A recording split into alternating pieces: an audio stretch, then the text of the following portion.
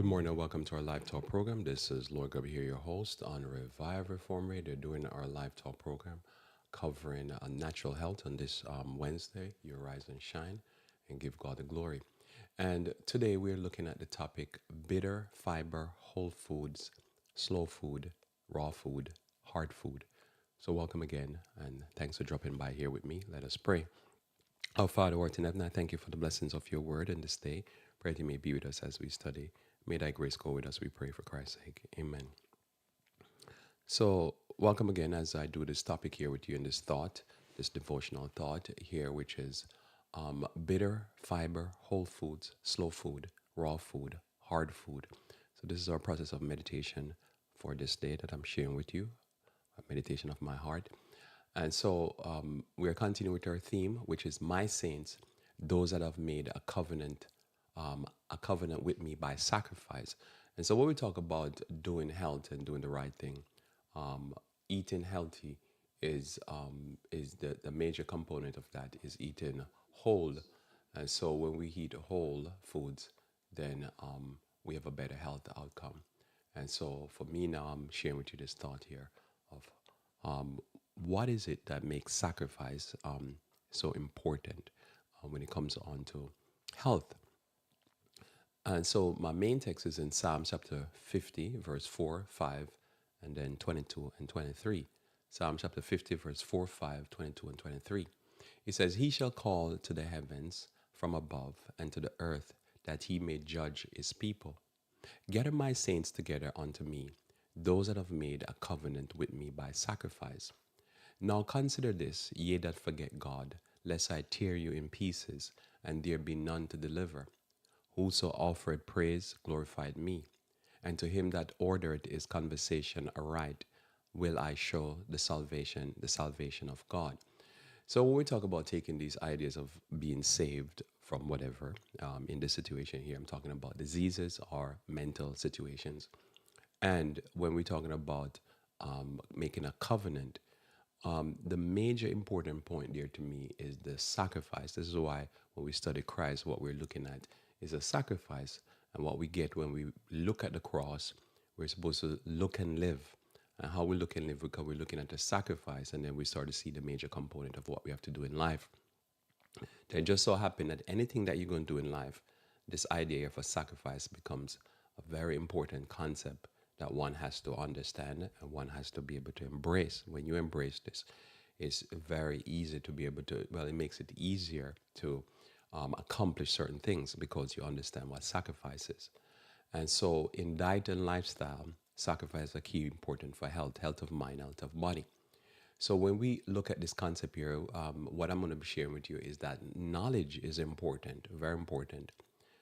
It's important to be healthy. One has to understand and know. Knowledge is very important. You have to know what plants, when it comes on to herbal plants, what type of healing methodology one has to use, what is good to do for one disease or one genetic weaknesses. We are all born with some predisposition for some type of weakness, and whatever that weakness is, we want to be able to learn more than anybody else.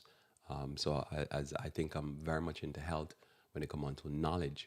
But if you have a certain predisposition that runs in your family because it's in your genetic line, it's in your blood, then one has to be able to know more than your even doctor know about your disease. That's my attitude to life that I tell people, that whatever it is, if you have some neurological disease, some mental disease, some disease of liver, kidney, heart, whatever it is, you want to be able to be an expert of it. You want to be able to find the best doctors that have written books, read their books, watch videos, do everything you can to learn. Try your best to learn, even more than your doctor, because he's dealing with everybody, probably a few thousand patients, and he has to learn about all kind of disease. You're just going to concentrate yourself on the problems that you have and learn that. Now, how do you get to that knowledge? That knowledge even comes with the word sacrifice, because you have to sometimes turn off the TV, or if you're going to turn on a screen, you're watching a video, you're going to have to do something to learn about what is your weakness and how to heal that weakness and how to manage it. So this is what you're doing in life. So everything in life, the concept of sacrifice becomes so important. And so when we talk about disease here, we're talking about one has to know how to heal the body and also to keep the body in the optimal shape.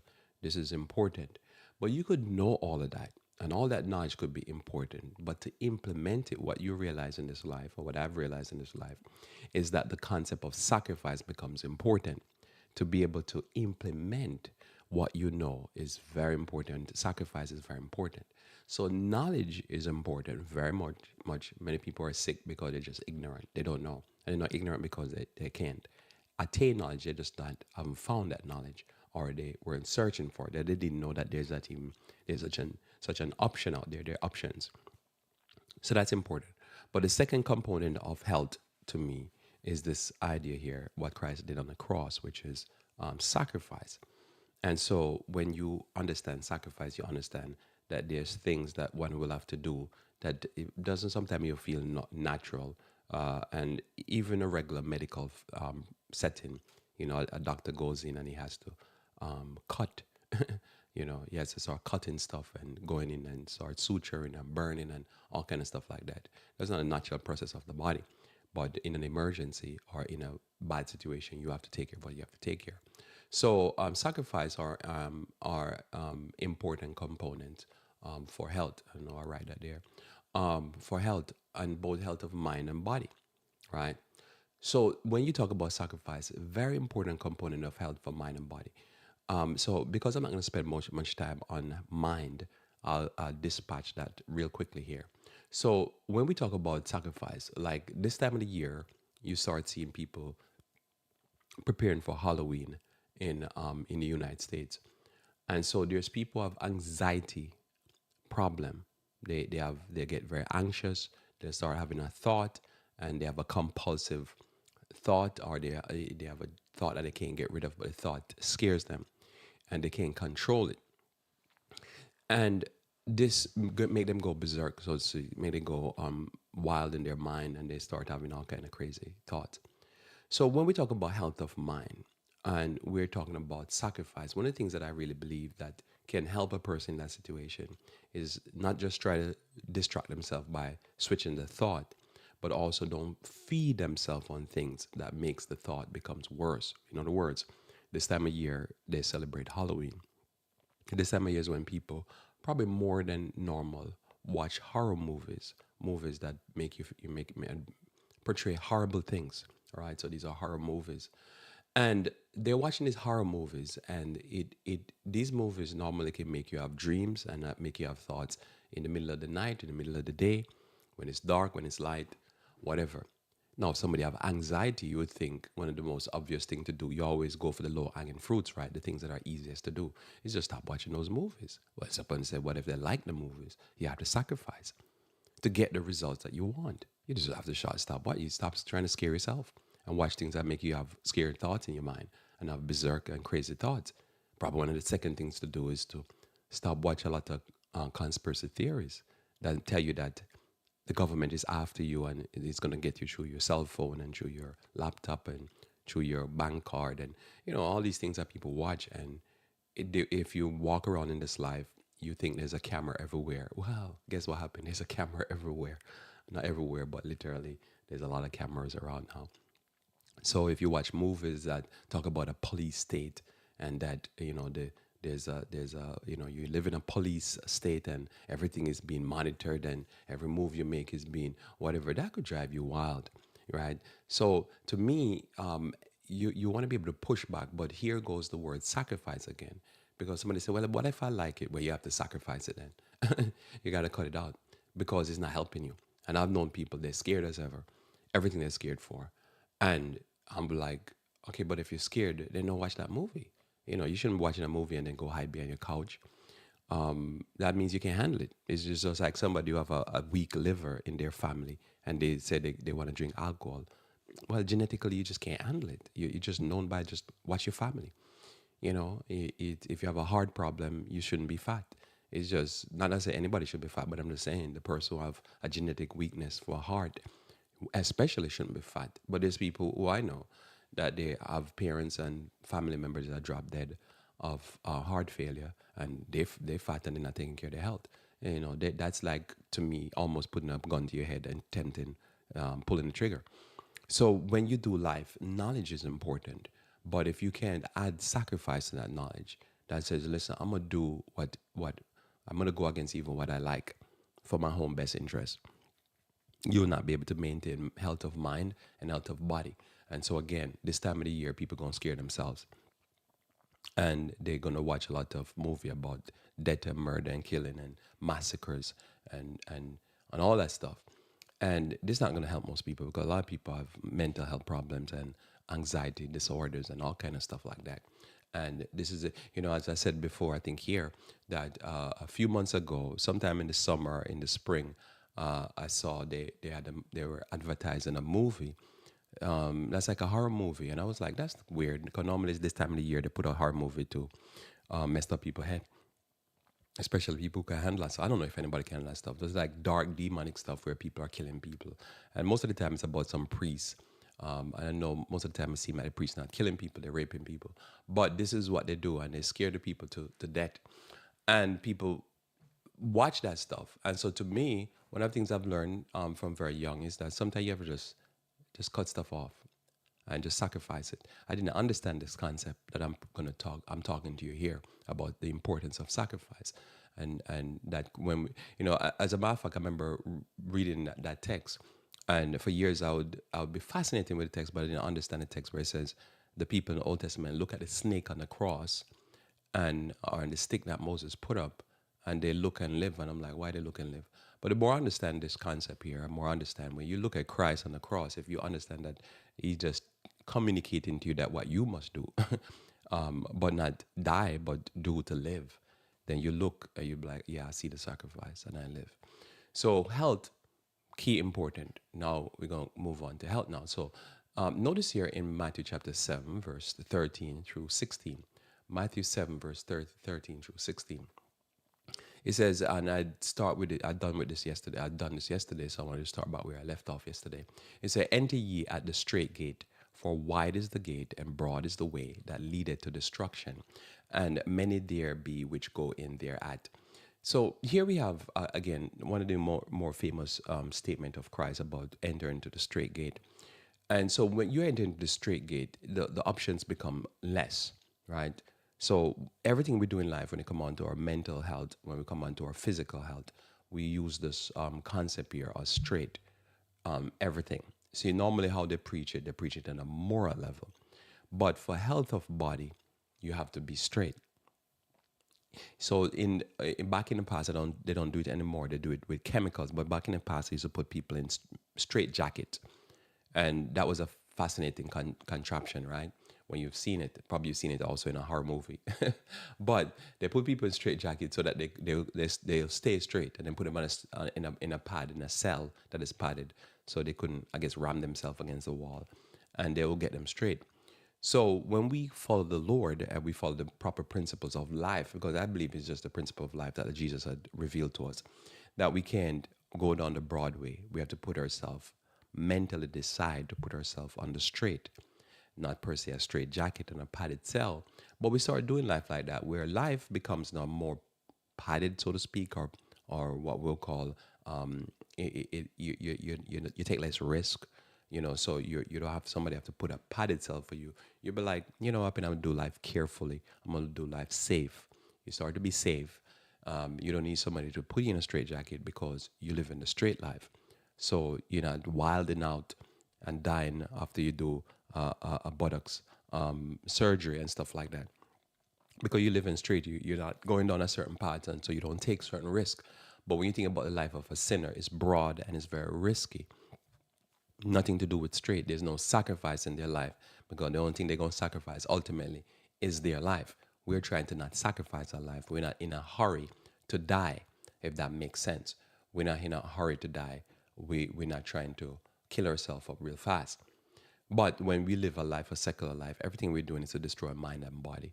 We don't do that. So we enter into the straight gate, and we don't go on the broad path or the wide path, because that path is a way to death and destruction. Because straight is the gate and narrow is the way which leadeth unto life, and few there be that find it. So you can't even enter something that you can't find. And most people can't find it. If you think about what is being doled out in the mainline churches, in the regular popular media, in all of that stuff, is for the most part is not narrow, it's very broad. And so every now and then you find something that is narrow and you say, this is what the people need to see, but this is not what the main line often is given. And so when you find something, you say, well, this is good. I find it. And, sometimes I use a lot YouTube, right? So I not only stream to YouTube, but I use it to watch videos and to find videos, watch videos. And I find that most of what I watch, obviously, hopefully, you listen to me, you should think this is what I should be watching, right? I'm watching mostly educational material. So I watch mostly educational material, right? And I can watch a video and the video, very good video, but it's only probably get 3,000 views, 500 views, less than 100 views. And I'm like, man, this is a good video here, right? And sometimes I'll share it to those I text. So I said, man, this is good video here. This is good knowledge here. It's on YouTube. It's good knowledge. It's on YouTube. But I'm thinking, wow, okay, this is kind of the Broadway right now. Then every now and then, because I remember it used to be more prominent on YouTube, but I can click the explore button. So there's three dots that goes down, I think vertically on the left top. Sometimes I have to remind myself where it's at. So no, it's going horizontal. I'm looking at it right here and I'm saying it wrong. So three dashes that goes horizontal. And if I click it, it gives me a drop down menu. Because sometimes I don't see it. I might even open this here so I can see what I'm talking about. Yeah, so it doesn't come up. It used to come up more prominently, but they put it in a hidden menu. I don't know why. I think they assume everybody knows it's there. So if you look at the upper left-hand corner of YouTube, if you listen to me, you're familiar with this, you'll see three dash that goes by. So every now and then I click it, probably once every month or so I click it, or 2 months I click it. And then it gives me this explore. So I say explore, I click explore, and they give me trending, something like that. I get the trending. And as I get the trending, I see what the top videos are. And these videos are in the tens of thousands, hundreds of thousands, millions of views. And I'm like, oh, most of what's on YouTube is not, every now and then I remind myself by seeing this, is not educational, it's entertainment. So there is in the marketplace, so to speak, the general marketplace, good stuff. But it's not the majority of stuff, and it's not majority of what people watch. Health, finance, how to deal with your personal life, how to fix stuff, whatever. Some of those things can go viral. But really, the stuff that is really the Broadway stuff and gets the big hits is a lot of the more the entertainment stuff. So sometimes I'm there, but I'm not realizing, oh yeah, the stuff that I'm watching, they sometimes have good views, but in comparison to the stuff that's going on in the general public, oh no, those things get millions of views. And so that's what it is. So as I say, I can break down these texts in just about any way. it is in practical and in spiritual way. So because straight is the gate and narrow is the way which leadeth unto life, and few there be that find it. You can't even find it because it's not in the main line. And rarely does it come up in the main line. So beware of false prophets which come to you in sheep's clothing, but inwardly they are ravening wolves. Ye shall know them by their fruits. Do men gather grapes of thorns or figs of thistle? So again, if you're going, you're expecting something, like what do you expect, right? If when I was young, the big producer, probably, I think he was into the 80s. He lived to the 80s, Vincent Price. I'm just talking about that because I went out yesterday and I was reminded of all the Halloween decoration. So Vincent Price was a producer that produced a lot of horror movies, and he was a major hit back then, because if you want to see people screaming and stuff, that was the guy for you to go to shock you. And you think about that, so people will go to that. But if you go to something and you keep going to these type of things, like what do you expect will happen, right?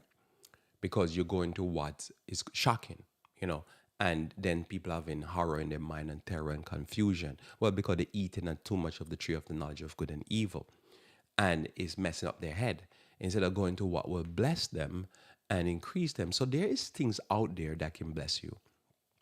There's things out there that can make your life profitable, but it's that the majority of people don't go there. The majority of people are going to what they call, where the hits are coming in and where the excitement is. And then you do that long term, your mind will get messed up. You eat what the majority of food that's out there, and your body will get messed up. So hence why my topic, bitter, fiber, whole food, slow food, raw food, hard food. It is there, but most actually soft food and highly processed food and those things are what most of people are consuming. And so it's the same thing with food. It's the same thing when it comes on to knowledge and wisdom and understanding. Because remember, there's two trees: the tree of life, and the tree of life is going to make you grow, increase, and the tree of the knowledge of good and evil. And somebody said, "But Lloyd, there's some good in there." Sure, I can bring to you any country or Western music, any kind of rap music, any kind of rock and roll, and every now and then you'll find something good there. But it's a lot of garbage you have to eat to be able to partake of that. That's the point, because somebody said is there ever no good in whatever? I'm like, yeah, there's some good, but you have to know that says most of what's out there is not good. So you have to kind of, as they say, eat the watermelon and spit out the seed. And so that's what we do. And so in James chapter 4, verse 17, and I'm going to go to an article, James chapter 4, verse 17. So therefore, to him that knoweth to do good and doeth it not, to him it is sin. Now, why do I think often a person can know? Remember, my premise here is that when it come on to, you can know what is good to do, but you don't do it. And I really believe that it is the person sometimes don't want to put in a sacrifice, or the sacrifice become too tedious or difficult, or whatever it is. And so when I do this type of talk, what I'm trying to do is I'm trying to stay in a certain mindset myself personally. I'm trying to encourage you to be in a certain mindset, because if you want to do healthy, there's gonna be times when you just don't feel like exercising. That's just a point. That's just reality. Not just because you're tired, but because you just want to chill, right? There are gonna be times where you just don't want to do the supplementation. You want to do the herbs. That's just a fact. And so when you understand sacrifice, you understand it's a daily grind. It's a daily getting up and, like going to work. It's a daily getting up and doing your hygiene. It's a daily getting up and do your devotions, read your Bible, meditate upon a text. It's a daily. The result is you become used to it and it becomes easier, but it's never going to be easy. As I say, it's no pain, no gain, but every day you have to get into that pain mode, and it's always going to be difficult. So why am I here for? I'm here to encourage you to stay on the grind, stay on the beat down. I'm encouraging you, keep going, man. That's what I'm here for. At least that's what I think I'm here for. That's what I'm trying to do. I'm trying to figure out ways to tell you that, listen, stay on the straight and narrow. It is straight and it is narrow. And if you get lonely, come and listen to me. At least I'll tell you that says we here together. So therefore, to him that knoweth to do good and doeth it not, to him that is sin. And so oftentimes you'll know to do the thing. So knowledge is important because some people just don't know. But also very important to this is that concept of sacrifice, because you have to put in that sacrifice. As I say, it's good to look at your son, your daughter, if you have children, and you say you love them. But it's better if you say you love them, and then the next thing you say, okay, I'm going to work. I'm gonna put in that work today, and I'm gonna make sure you're taken care of, right? That makes the love full, and that's what it is, and that's what I'm here to tell you. That's what I've learned over the years. So you say it to the person you love them, and then after you say you love them, go make them a salad, go make them some food, and that make the love nicer, because at least you're showing the love, not by just saying the love. You put in the work.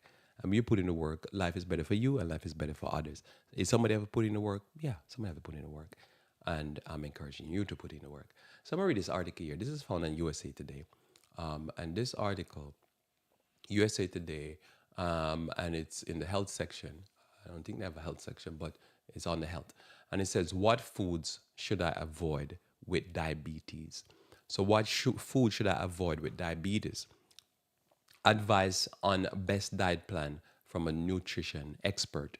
So, this is a nutrition expert, and it's written by Karen Weintraub. So I think I got that right. So, and this is was done in April 2023, and they updated it in October. So it's an update from an older article a few months back. So very important article here, but this is gonna define or show you, because notice the article start with avoid. So when we go out live, the sacrifice comes in when we start talking about what to avoid. You know, it's there's a lot of things you can do in this life, but to be on the straight and narrow, you have to avoid something, right? And that's just a fact. If what to do, I can do all these things, right? But what to avoid? Well, there's some things I need to avoid if I don't want to get hurt, right? So I'll read this article here to you, and then I'm cut off at a certain point, so I can get back to my last text. So notice here, more than 10% of Americans have diabetes. So that means if I'm talking to just a cross section of society, 1 in 10 have diabetes. And roughly half of us are at risk for the disease, which is phenomenal numbers. That means that would be 100 and what is that, 70 something million people. But most don't know how to eat to prevent the worst outcomes. So this goes this cross section of knowledge and sacrifice. To some degree, the advice is the same. Nutritionists give everybody: eat lots of fruits and vegetables, whole grain, nuts, seeds, and avoid heavily processed packaged food, which is, again, the avoid word, something I have to give up. Most people know some features of a healthy diet: eating fruits and vegetables and avoiding soda and fast foods. But it's more complicated than that. Understand how diabetes developed can help add to those recommendations and bust some myths. I want to bust up those myths. The first is about weight. While excess weight increases the risk of diabetes, proper nutrition is likely just as important, said Dr. Dariush Mezofarian. All right, so I say that one time, I'm going to say that guy probably going forward. So Dariush, Dariush Mezofarian, cardiologist and professor of nutrition at the Tufts University Friedman School of Nutrition Science and Policy. There's a lot there. he's from Tufts University. And so he's going to give some good advice here, so I want to read it. Regardless of your weight, diet has a major impact, he said. So no matter how weighty you are, diet has a major impact. Here is advice from Meza Farian, or a doctor from Tufts University, to help avoid diabetes and keep it under control. So he has a few things he's going to say here. I'm going to tell you what it is first, and I'm going to go through some detail just in case I run out of time. I want to give you just a synopsis of what he says, and then I'm going to go back to the top. So he talks about it's not just glucose. He's talking about you can have refined starch and added sugar that can mess you up. So too much sugar. He deals with protein and diabetes, that the body doesn't do well when you have a lot of protein floating in your body. I'm gonna read all the details of this, but I'm gonna tell you the summary right here. So he says one must partake of not overdoing protein. He said we must eat foods that encourage a healthy microbe in our gut. So I'll give you the list there in a second. And it says veganism and diabetes and what to know, because they say you could still be a vegan but eating a lot of foods that is not good for your health in the same way, but you're still vegan. You could still have a horrible vegan diet. And you must not just focus on avoiding fats. That's not the only thing to do. Exercise is a part of overcoming diabetes. Eat a meal that is meal meal that you must eat a nutritious meal. And I'm gonna read the bottom line. So I wanted to come to the bottom, and then I start back at the top with you here. So I introduce it. I want to just tell you what he said at the end. He says all nutrients are thrown out of whack when you have diabetes. And so there's no question, it is better to avoid diabetes. Diabetes increases the risk of infection, cancer, blindness, kidney disease, heart disease, among other health problems. So, and diabetes, he says, is a systemic disease. So everything we're going to read next from what he's going to advise speaks to the idea that it's a systemic disease, that there's things that you must do and there's things that you must avoid doing. And there is a systemic disease, so you have to approach it in a more systematic way. So the knowledge that he's going to give here in a few minutes is important to know that you have the knowledge. And a key factor to me of that is the concept of avoid. If I've had to avoid something, that means I have to sacrifice it because I could be avoiding things that I love. And that's the problem with this. It's not a lot of time that people can overcome diabetes, is that it is a disease that normally affect us more because the things that we're doing, whether it be lack of exercise or eating too much fat or too much protein, these things are things that we're gonna have to, we love it, but we're gonna have to sacrifice it. Hence why sacrifice comes in. So I wanted to summarize that before I go to it. So as he says, when you do these things, you're helping yourself to avoid more infections, cancer, literally losing your eyesight, kidney disease, and heart disease, and other things. So we want to be able to take these advice because they're important. So we're doing this for ourselves. So we start back with glucose. Foods that lead to the spike in blood glucose drive up the amount of insulin released in the bloodstream, which over long term increase the risk of diabetes and make the disease harder to control. So normally the insulin is used to be able to help the body deal with glucose. Well, if there's too much insulin, it can damage the system. And so what it is when you keep spiking, or calling for the insulin, it is not good. So one of the things that does that is most such refined sugars, and added sugars, but also refined starch. So refined starch, also known as complex carbohydrate, or chain of glucose molecules, have long been known to trigger this rapid spike in blood glucose. These include white rice, white bread, and potato, very starchy food, and will spike the blood glucose. So obviously sugar is there as a trigger, but a person could be eating too much white rice, white flour, and or what they say, white bread, but anything with white flour. It could be cakes and all that stuff, and potatoes. And so just think about everything we're gonna read. Many people, they live on a meat and potato diet. That's just you can just they should just every time you have a diet that is meat and potato, stamp diabetes on it. So if you want to do, you number one, we're giving you the knowledge here. I'm giving you some knowledge from the article. You can read it yourself when you have time. But also, one has to understand these things. Just imagine a meat and potato pie. What is better than that, right?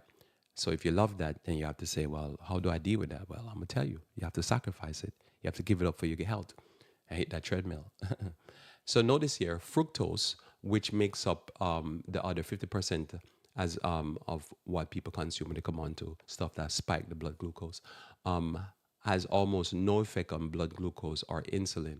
But recent research have shown that it too plays a role in diabetes. Fructose is refined when eaten in low dosage in foods that are digested slowly, like fruits. But at high doses, such as a heavily sweetened food or drinks, it triggers the liver to make more fat, right? Very important. So person is creating more fat by pushing out or eating, consuming all that fructose. Weight gain from eating fatty foods accumulate under the skin, puffing out cheeks, arms, and thighs. But not that but B-U-T, not B-U-T-T. But weight gain from fat produced by the liver is more dangerous, accumulating around the liver and other organs in the blood, in the abdomen, and dramatically increasing the risk of diabetes as well as heart disease. Mesofarian says, the doctor from Tough.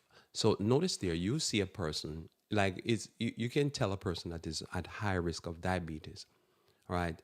All you tell is when they have most of the fat is in their midsection. This is what's going on there.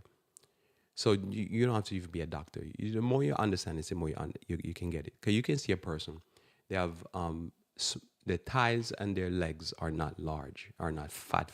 It's fat, but it might not have as much proportionally. And their arms can be kind of actually sometimes even skinny. But their stomach area and the midsection is just like, it is puffed out. And this is that glucose effect. The liver is producing fat, and then they're getting fat deposit around their abdomen. Probably sometimes not even their buttocks. Sometimes buttocks is not even that. It's in that area is very small. Thighs small. Hands arm small, but anything below their their heart area is just puffed out and is filled with fat. That's a diabetes person right there. They're underway. Too much glucose. So you have to sacrifice something. So you can see it. And as you go around today and you just observe people, you can tell people who probably they're already on insulin or they're underway. Very much so. They're eating too much sugars.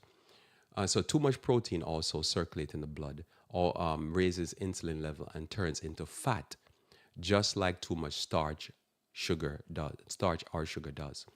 Eating extra protein doesn't build muscle alone. So unless someone is in a meaningful strength training program, they don't need a protein shake or a smoothie or general and should generally avoid excess protein.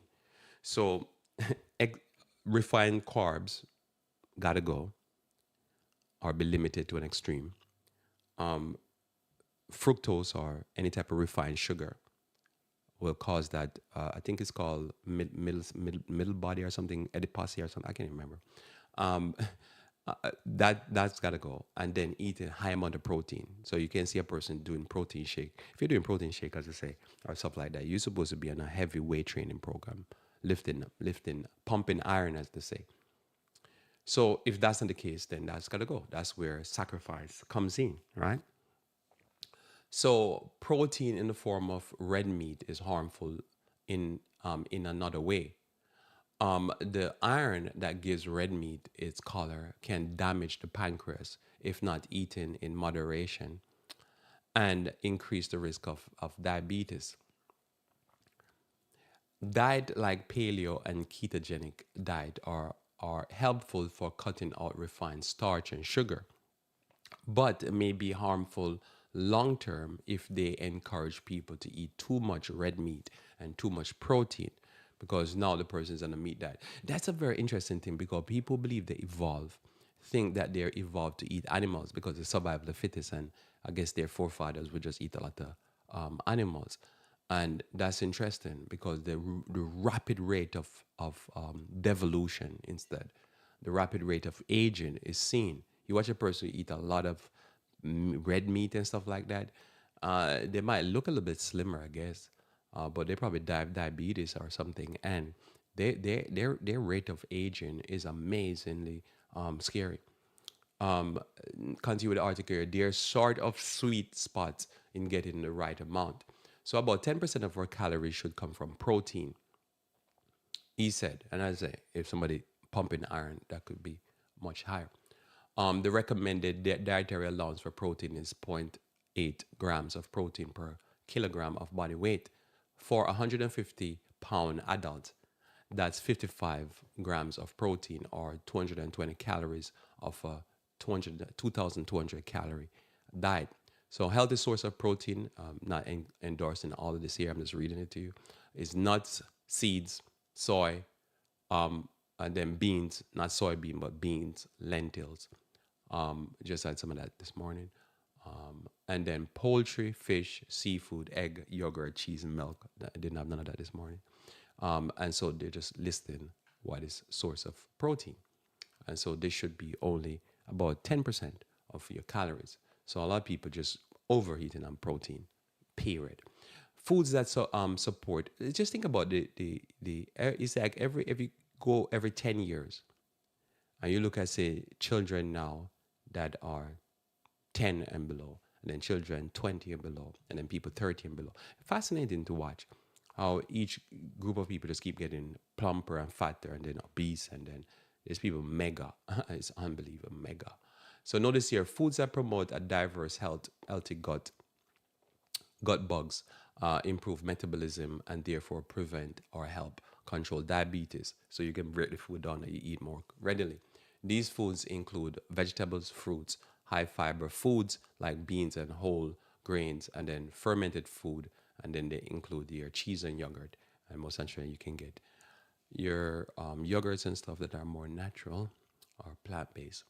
But all of this will increase because now there's something for the gut microbes to work on, and they need these vegetables, fruits, high fiber, and stuff like that. So, hence my topic again, just to remind you my topic: bitter, fiber, whole food, slow food, raw food, and hard food. Your bacteria in your gut need these foods to be able to keep you healthy. So, too much iron from red meat can throw off the balance of the bugs in your gut, leading to diabetes. And some artificial sweeteners, including aspartame, which is terrible, accusulfame, potassium, which is sold as ASK, and then the other one is shown as NutraSweet and Equal, and then Splenda, which is sucralose, may increase the risk of diabetes, likely because they throw off the balance of the gut microbes. So just imagine these are some terrible chemicals that people put in their body that will destroy the flora in your gut and make you have more increase of being diabetic. Very fascinating stuff here.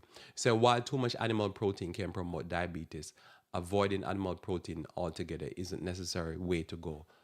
He says here, you could have a horrible vegan diet. So this is speaking for the positive via the negative, but that not necessarily always work. Eating mainly foods like rice cake and high processed cereals and breads, while which would spike blood glucose and cause liver to make new fats, he said. So notice he just saying, a vegan diet could be too much this kind of processed food. Fascinating enough, a lot of time I'll say this side note here. A lot of time I go to like a health food store, I find I don't buy a lot of foods from health food stores, and the reason why to me is just like a lot of high processed junk, just in a more health from I guess they avoid certain ingredients which make it healthier, but I find I still have to go to like the Asian supermarkets, Indian supermarkets, and then I go to the American supermarkets, and then sometime I'll go to the health food store. I kind of balance it out, and then I go to some of the big warehouse like BJ's or Costco. I haven't been to Costco in a while, but you get that's my shopping. That's what I go to shop. Like I go find where the Indians eat. I mean, buy their food. I go buy from that. I buy from the Asians and stuff like that, because a lot of what they classify as health food to me is I find more health food at the Asian supermarket and the Indian supermarket than I find in the American supermarket. That's even healthy. And if I have a Whole Foods near me, then I go to the Whole Foods. But find it very strange. So this is why a lot of people, they're vegan, but to me it's more they need to eat more international. That's how I look at it. So my diet is more I try to eat international, not necessarily vegan, because I found out that the health food stuff is very much a wasteland of modernity. So that's why I read that part there, because I wanted to trigger my mind to remember to say that to you. So to me, go visit a Asian supermarket or Indian supermarket and go eat what they eat. You find you'll be much healthier that way. And then you go visit the regular American supermarket. That's how I look at it. I'm looking at that. This is American, this is the Indian, this is the Asian. I buy from all three. So notice here. So I'll because I'm running out of time here, I'll take probably two more of this here. So he says exercise can help, and so it's important to build muscle, and this will also deal with some of the diabetic issue if you do exercise. And he said don't eat nutrition but eat a complex meal. So even if somebody gonna say I read what he says here. He says a slice of white bread eaten alone spike blood sugar and insulin. Dipping that bread in olive oil or spreading it with peanut butter while adding calories will also slow down the body's absorption of the bread starch while adding the beneficial nutrients. So notice what he's saying here. So the more complex the food is, the better it's food, because the body, it's amazing that the body's made by God to be able to break down very complex meals, and it works better for the body, slows the digestion process. The body has more nutrients, which is what the body needs. The body just don't need calories. Because another big discussion when it comes on to diet and lifestyle is this issue of energy and an issue of nutrients. So a lot of the diet is very deficient in nutrients, but very high in calories. We need calories, but we need nutrients also. It's like talking about, as I say, When you talk about knowledge, knowledge is important. You're going to suffer without knowledge. So you need food, you need calorie, but also you need nutrients. Sacrifice is important to me. It's like two oars or so, two paddles to row a boat. It's just better to have both. So very important there. The more complex the food, and when you eat foods that are more complex, then what it is that you will find that the body will actually thank you because you're giving the body the two components it needs. It needs energy and it needs calorie. So yeah, so I read again what I said in the beginning, what he said. In the end, he says, there's no question. It's better to avoid. And so a diabetes, now how to avoid it. You avoid it by doing some of those things, exercise, eating a complex meal, eating foods that's gonna digest slower, eating foods that give you nutrition. Don't pump yourself with too much fats, fructose, that type of stuff. These high fructose corn syrup drinks, don't just ban them out of your life. Just sacrifice them, crucify them with Jesus. And then when you do this, what you'll find is that you won't have that fat around the midsection, because that's where those foods, especially those syrupy stuff, pancakes with all that, lathered with all that beautiful maple syrup and all that stuff, that stuff is going to pump your midsection, and it doesn't look good anyhow. So it's better for you. I mean, none of these, everything that you're going to do is going to be better for you, right? But you have to sacrifice. You can know this. Somebody can say, Lord, I know everything you're saying. Well, this is what I'm telling you. You got to sacrifice. You got to avoid. You got to cut out. You got to show that beef steak or that meat and potato dinner on the cross with Jesus and make it crucified. And you'll just do better. And, even if you make you cry, you love that stuff so much, just do it. As I say, go follow Nike over there. So notice here in Luke chapter 12, verse 42, Luke chapter 12, verse 42 onwards, I want to deal with a little bit on this statement here of Jesus, or the story of Jesus. So Peter came to him in verse 41 and he said, Lord, declare to us this parable. Peter was always very interesting. He always declare, like, listen, I hear it. I see what you're going, but I don't get it clearly. Could you explain this to me? So let's me try to do something. I don't know if I can do it that much justice. This is masterclass here. So Luke chapter 12, verse 42 onwards. And the Lord said, who then is a faithful and wise steward, whom his Lord shall make ruler over his household, to give them their portion of meat or food in due season? See, so who then, right? Who? Right? So who's gonna do this? So notice here, who is a faithful? So faithful is something where you're sticking there, right? And that's where, as I say, sacrifice comes in. You can't have faith without you have to sacrifice something, because sometimes something's gonna happen and you have to, make something go on hold. You have to avoid something. You have to cut something out. So you have to cut some things out of your diet. So, but notice he's talking about here, who's a faithful and wise servant, because you have to be wise in these things. A lot of things is wisdom. You need knowledge, you need understanding, but knowledge and understanding, and then how to implement that knowledge and understanding is really what wisdom is. You can be a well-learned person, very knowledgeable person, but you not necessarily grasp it. But you can grasp it, but not necessarily understand how to apply it.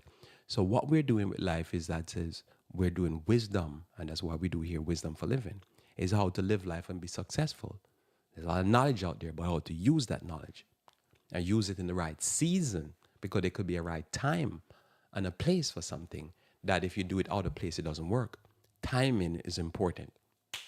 Blessed is that servant whom when his Lord cometh shall so find, when his Lord cometh shall find so doing.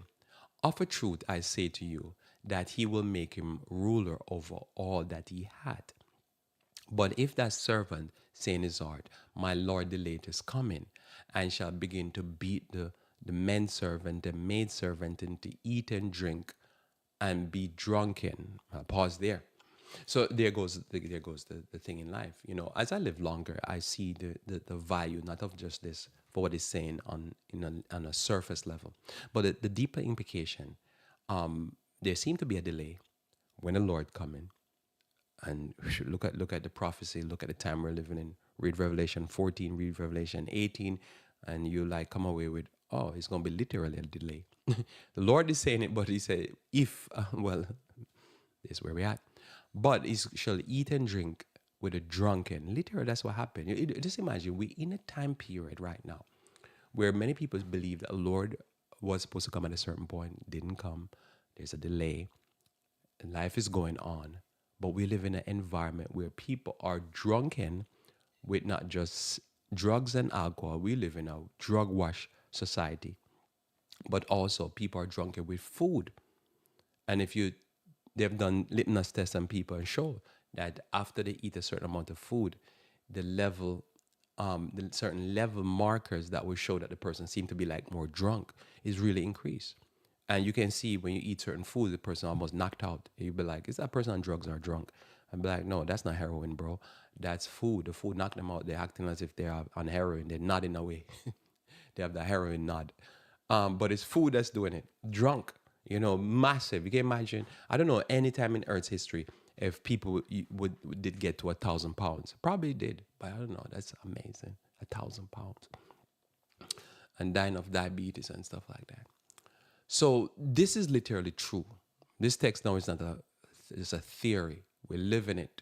We live in this text, eating and drinking with the drunkards. And aren't we supposed to be praying for the Lord's coming? It sounds to me like you're supposed to be, you drink that protein shake and then you go start pumping iron and being on the treadmill. But that's not what's going on. People are like, listen, the Lord is about to come and give me that burger. So the Lord of that servant will come in a day when he looketh not for him. So it's not that he's going to surprise. He's not looking for him. Why is looking? He's not going to look for the Lord. He's busy eating those pizza. And it says, and at an hour when he is not aware. Why is he not aware? He ain't sober. He ain't drunk. All kind of crack and cocaine. And man, we just like something you wonder, is most of the society even awake? Because you look at what's going on and you see how much not only you see my society is not awake, it seems like the society is on legal drugs also. Just people are high. And I don't know when he is not aware and will cut him asunder and will appoint him his portions with the unbelievers. In other parts, Christ talking about people like this, he says, "Will assign them their portion with the hypocrites." Because hypocrite is an actor. So much fake people, right? Because they're supposed to hold to the Bible, but they're acting as if they hold to the Bible while they're eating and drinking and even leading the drunkards down a path of primrose, path of death and destruction. So notice here, watching my time, it says, but he that, oh, sorry, verse 47, that's why I came here. So all of this to go this now. So, and that servant which knew his Lord's will and prepared not himself, neither did according to his will, shall be beaten with many stripes, whipping. So this is why I came here, right? This verse here, onwards. So notice here how this plays out. This person had a knowledge. This person knew. This person knew better, so to speak. They're not ignorant. And I think that's the worst situation to be in. And I think that's why I believe in knowledge, but I believe that, some people could be messed up because they just don't know. And there's other people who, smaller subset, because most people just don't know what to do. They're in the entertainment world. They've been entertained by horror movies and stuff. But some people know, but they don't do because they're not willing to put in the hard work. They're not willing to avoid. They're not willing to sacrifice. They're not willing to cut stuff out. And because of that, they don't get the results. And they end up knowing and eating and drinking with the drunkard. If you and I know that diet and lifestyle is a major component of the end time, we should be avant-garde. We should be at the front of the line of people who know, but also practice cutting stuff out, avoiding stuff. You should not be partaking of aspartame, NutraSweet, any of those things that mess up the liver or mess up, I think, the brain, because these are dangerous neurological chemicals. They're all neurotoxins, toxic to the body. But you could know that. But you say, man, a little toxic chemical is not gonna hurt. You know people all the time like that. Oh no, that's too extreme. Because they're not willing to make no sacrifice. Oh man, you have to have a little fun. Eating neurological chemicals, are you nuts? But there's people like that. Crazy. Oh man, well, a little crack, a little cocaine can't hurt nobody. What? And there's people like that because they know and they can break it down for you clearly why these dangerous substances are bad, but they're not willing to make the sacrifice. They're not willing to put in the hard work. They're not willing to cut anything out to avoid anything because for them, they just know. And I know people, they love knowledge. There's a lot of people love ignorance. The majority of people in this life. There's some people love knowledge, but that's all it is. It's just information. They love it. They love good information. I'll read it again. And that servant which knew his Lord's will and prepared not himself. Notice there's a practical side. That's why our church is very doctrinal. I think it's intentional. They do not preach practical religion because practical religion demand for you to do something with the knowledge. But just giving information is what they preach. Neither did according to his will, as his master's will, shall be beaten with many stripes. And often diabetes, high blood pressure, all these things become the stripes because the person knew. So, put you at risk of infections, put you at risk of cancer. That's what diabetes does. So you can see a person, oh, they die of cancer. Well, we're going to have to investigate a little bit more. That person looked like they were a walking receptacle for every fast food. And you say, that person is in the church, they know? Yeah, they're supposed to know better, but they just love that stuff and they wouldn't sacrifice a thing. They wouldn't put that burger down.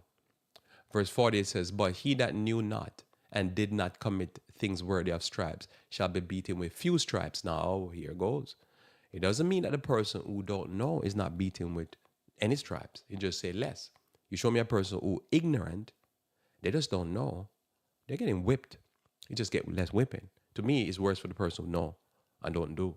They get the most beatings. Because they know. Like, it's a terrible thing to know. And I mean, don't you feel wretched when you know and you do something and you get messed up? You'll be like, man, I just feel worse because at least I know. That's my personal experience. I don't know about you. This is a principle. You go against the principle, you get a beat down. Man, it's even feel more wretched because you know better. But the person don't know, no, they're just ignorant. They just don't know. They're just getting whipped and they don't even know why they're getting whipped. I'll read it again for you. It says, but he that knew not and did not commit things worthy of stripe, notice they didn't do something worthy of stripe, shall be beaten with few stripes. Still get beaten. Just get less. So get whipped. And you can read it in different translation, how it renders it. It renders it. If you read sometimes 2-3 translation, you get a clearer idea of what was being translated. For unto whomsoever much is given, of him shall much be required. And of whom men have committed much, of they will ask the more. So you say, this person here is in this high position. It's reasonable. There's things that people argue against. I'm like, why are you arguing against that? If the person is in high office, it is expected of them to behave like they're in high office. That's just a fact. I'm talking to you here.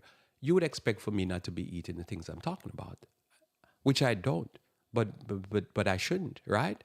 You should say, if I'm there talking about NutraSweet and aspartame, I shouldn't be eating NutraSweet and aspartame. I shouldn't partake of it. I shouldn't be gobbling it down. That's just a fact. I should have a whole diet. And that's hence why I say I prefer to go buy from the Indians and the Asians.